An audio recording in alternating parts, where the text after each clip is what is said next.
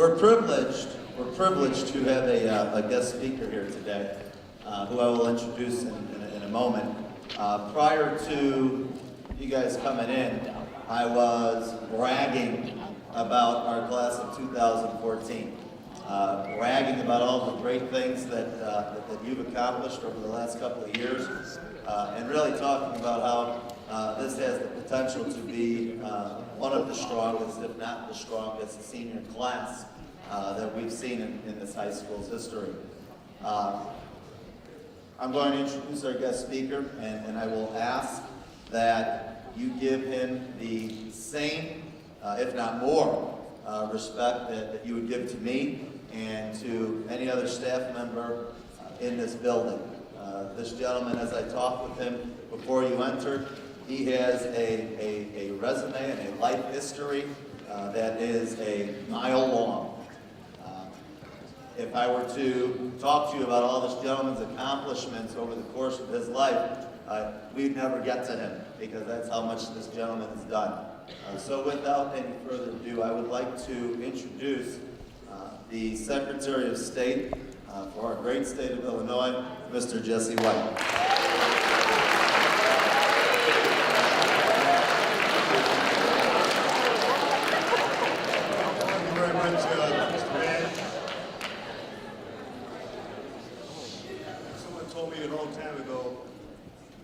Sing together, we cannot talk at the same time.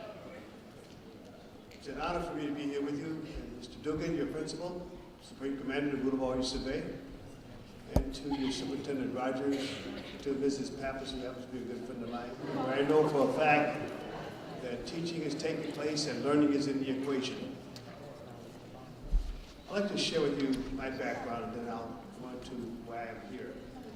I was born in a town called Alton, Illinois. That's about 300 miles south of here. Came to Chicago, played a lot of basketball and baseball at Lincoln Park High School. It was a Walter High School then. I scored 68 points in a high school game, and was all city baseball and basketball player. Then I went off to Alabama State College in Montgomery, Alabama. I won a scholarship. I played a lot of basketball and baseball, and 4 Hall of Fames, averaged 30 points a game in basketball. Then I decided that I wanted to play baseball for the Cubs, so I tried out for the team. Got a contract, and 4 days before going to spring training, instead of going to spring training, I was drafted to the Army and went to basic training. While I was at Fort Dunwood, Missouri, I decided I wanted to learn how to jump on airplanes.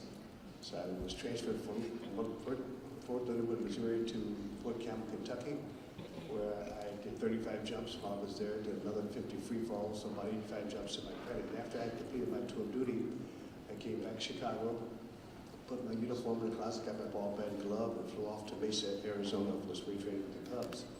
Then for the next 8 years, during the off season, like the winter months, I taught school in the day, worked for the Park District at night, was asked to go on the gym show, and that was the beginning of the Jesse White tumbling team. We've been around for exactly 53 years. We'll do about 1,500 shows a year.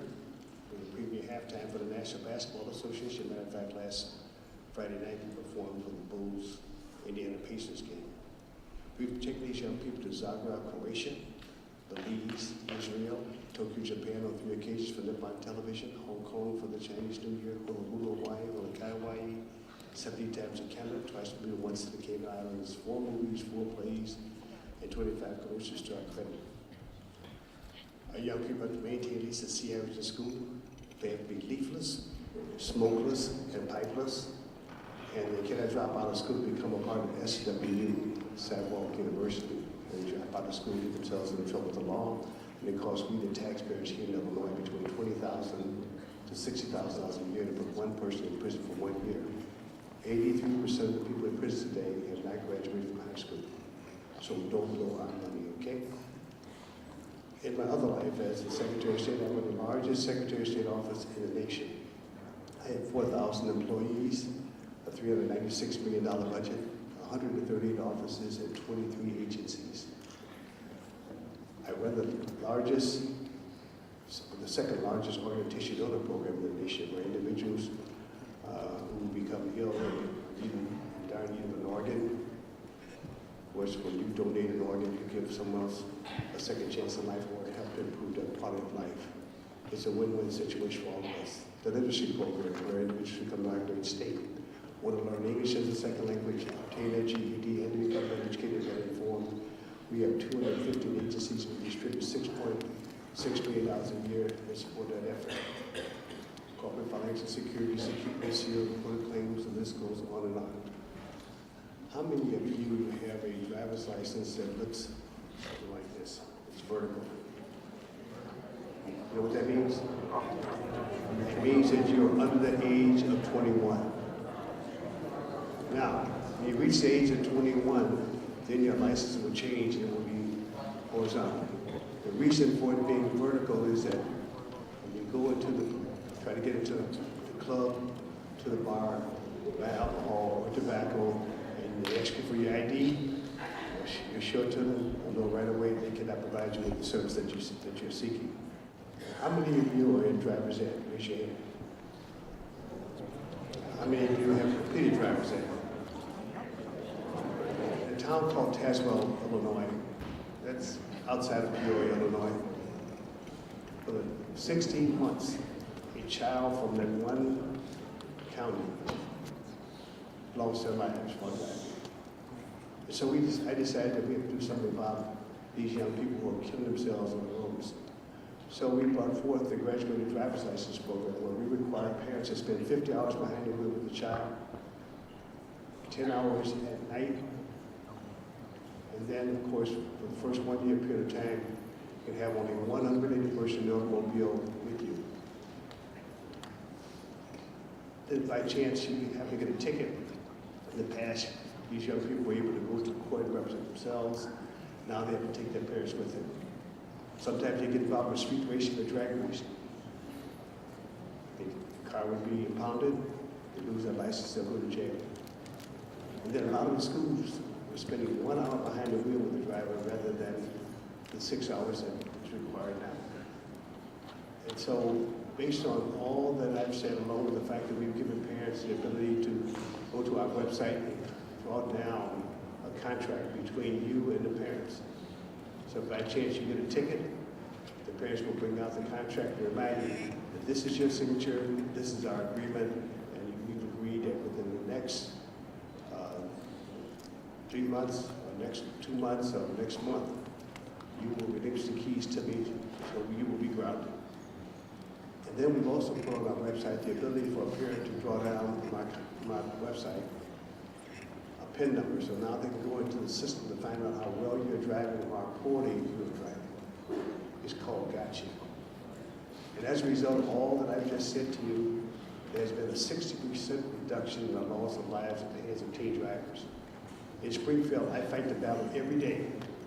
The lawmakers are saying there are 118 state representatives and 59 state senators. Each state representative represents 100,000 people. Each state senator represents 200,000 people. The other people who make the laws for the state of Illinois. That's called the Illinois General Assembly, House and Senate. Every time a youngster is injured or killed, they come to me and they say, Mr. Secretary, we have to change the driving age from 16 to 18. And I stand alone out here because I believe that if we teach you how to navigate on our roads, teach you how to get from point A to point B in a safe and responsible manner, we're going to get a better product. So please, bear with me, stick with me, work with me, and become a responsible person behind the wheel of an automobile. And then there's something else. I was talking about a new device that we have put in place here in Illinois. It's called the BAID device, B-A-I-I-D, breath, alcohol, ignition, interlock device. If by chance you have to get a DUI, we will petition my office to allow you to have this BAID device installed in your car. You have to blow into the tube. If alcohol is detected, then the car won't start. We have about 12,000 people here in Illinois who have that device in the car, along with the fact that we have a camera now in the car. I went to the high school when I was laying this device. The lady said, well, Mr. Secretary, if he cannot blow into the tube to start the car, can I blow into it for him? I said, yes, you can, but you're looking for a 1 year period of time in jail. So if you're with someone who has this device in their car, don't assist them by blowing into it. And the light should come on and let you know that you must be in the wrong place at the wrong time if he cannot go into it successfully, which means that he has too much alcohol in the system. You also have to have liability insurance while you are driving an automobile. If by chance you get stopped and you don't have automobile insurance, you have to buy what is called SR22 insurance. It's very expensive. You can almost buy a house with the insurance that you need. The premium you have to pay for the insurance. So always make sure that you have automobile insurance in your car. Texting. I was the author of a bill that said you cannot text and drive. Can you imagine? You're driving down the road, you think about sending a message to your friend. And while you think about doing so, you say, well, let me think about what I want to say, let me think about my sentence structure, let me concern myself with my spelling, and then I have to get my keys in order to convey the message. The question is asked, all has been said and done. Who is driving the car? No one. Texting and driving is put in the same category as a drunk driver. You're out of control.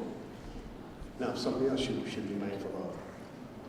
You cannot use your cell phone in a school zone or in a construction zone. Cell phone use is banned. Can you imagine?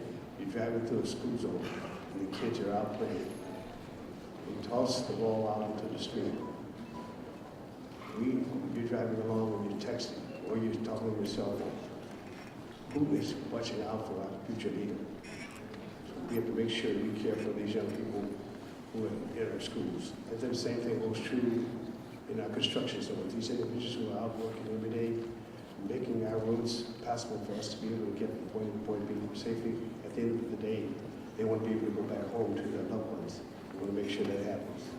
So you cannot text and drive anywhere in the state of Illinois, nor can you use your cell phone in school zones or in construction zones. In Chicago and about 17 other cities here in the state of Illinois, there's a ban on using your cell phone while driving. Put some between your ears every day other than scalp and talking about knowledge, and that will carry you far. In life, we always want you to aim high toward being the best you can be. The only time I want you to look down is to tie your shoes. And finally, when you become successful, go back into your community and make it a better place in which to live. Remember to do something good for someone every day. Thank you.